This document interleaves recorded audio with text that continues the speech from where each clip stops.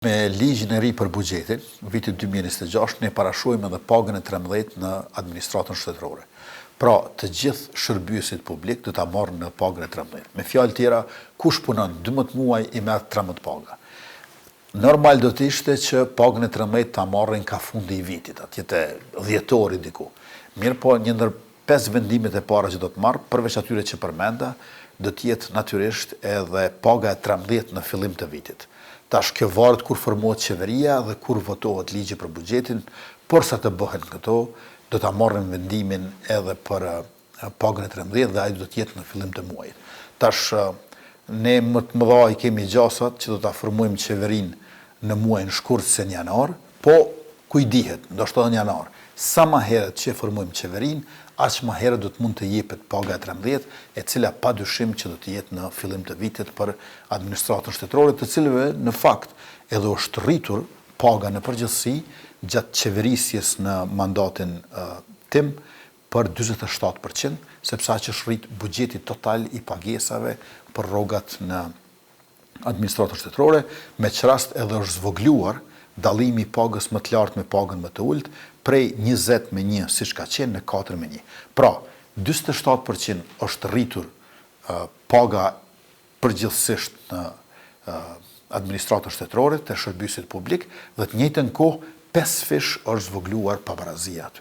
Ne do ta themi qëndrimin ton në këtë pranverë kur të vijë koha, por ta keni parasysh që janë institucionet e pavarura shtetërore, sikurse zyra rregullatorit të energjisë, ajo e cila merret me këtë çështje, ndërkohë që ne edhe më tutje jetojmë me një trashëgimi me cilën nuk jemi pajtuar, por është fakt që shpërndarjen dhe furnizimin e energjisë elektrike Kosova e ka të privatizuar tepër lirë e padrejtësisht.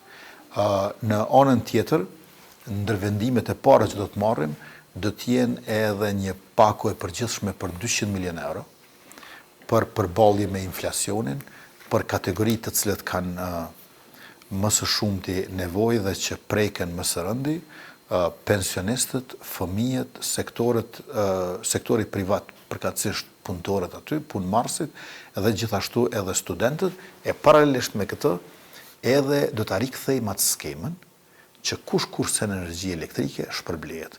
E kemi pasur para 3-4 vjetëve dhe ka qenë shumë e suksesshme. Pra, nëse dikush dëshmon ta zëm që në muajin shkurt të vitit 2026 ka kursyer energji elektrike duke konsumuar më pak kilovator se sa në shkurtin e vitit 2025, menjëherë do të shpërblehet. 150 milion euro në mandatin që do të vijë, do t'i ndajmë për eficiencën e energjisë elektrike.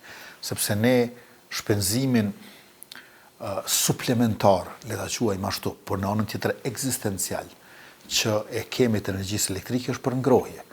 Tash merrni me mend, digjet linjiti si që mirë, punojnë turbinat e gjeneratori, e shëndrojnë energjinë termike në energji elektrike, të cilën ne sërish e shëndrojmë në energji termike në për shtëpitë e banesat tona.